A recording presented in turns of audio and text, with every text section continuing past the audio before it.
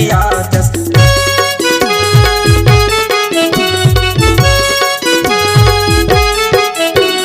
एक कारी दूरी तो से प्यार हो गए वो बाजार तहयातस वो